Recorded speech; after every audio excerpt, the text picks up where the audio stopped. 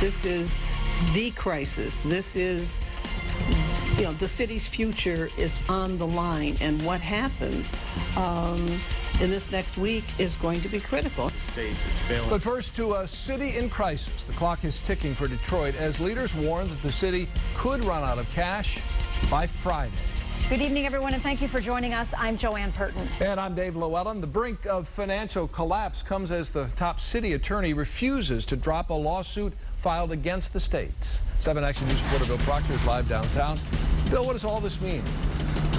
Well, Dave, just in the last hour, we've learned from the administration that Mayor Dave Bing has been on the phone with the governor all day long today, apparently with the Treasurer's Department, too, back and forth in several phone calls, trying to work out what has clearly been a difficult day as the mayor went to council hoping to get some publicly stated support. He clearly didn't get it, and that leaves one longtime city councilwoman, former city councilwoman, saying she has reason to be really concerned about the city's near-term future. People are very troubled by what they see and I have a growing sense of uncertainty as to what the outcome will be. The uncertainty grew after the morning's emergency city council meeting called by the mayor, who wanted to immediately end the lawsuit that threatens to stop some $80 million from coming to Detroit. I do not agree with the basis of the lawsuit, and I demand that Corporation Council withdraw the lawsuit.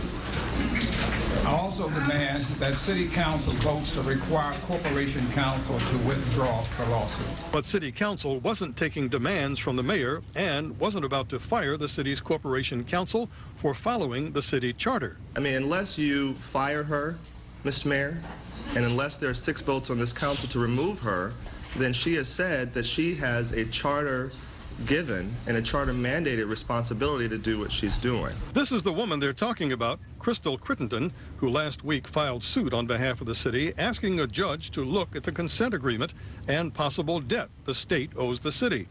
A judge could render the agreement invalid, which makes it hard, if not impossible, to borrow money on Wall Street that the state and the city need. What they see is a kind of political turmoil that would leave people questioning whether or not there was a serious enough focus on the fundamental challenge that the city's facing.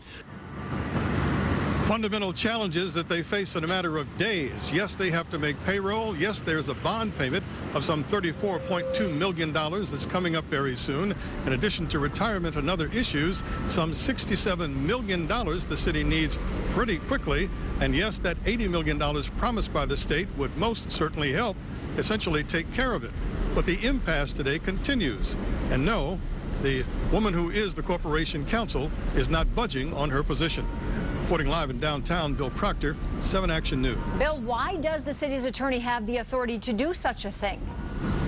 The Corporation Council apparently has it because of the recently written charter. Apparently it was written during the time of Kwame Kilpatrick. The folks who authored that document were very concerned that the Corporation Council needed more autonomy to actually do this kind of thing. Yes, they were trying to cover what problems came up from the Kilpatrick years, but they've caused some really difficult problems for this administration and the city. To say the very least, Bill. Thank you very much. And coming up on 7 Action News at 6 p.m., does the state really owe the city of Detroit that much, $224 million? 7 Action News investigators have been doing some digging, and the answer may surprise you.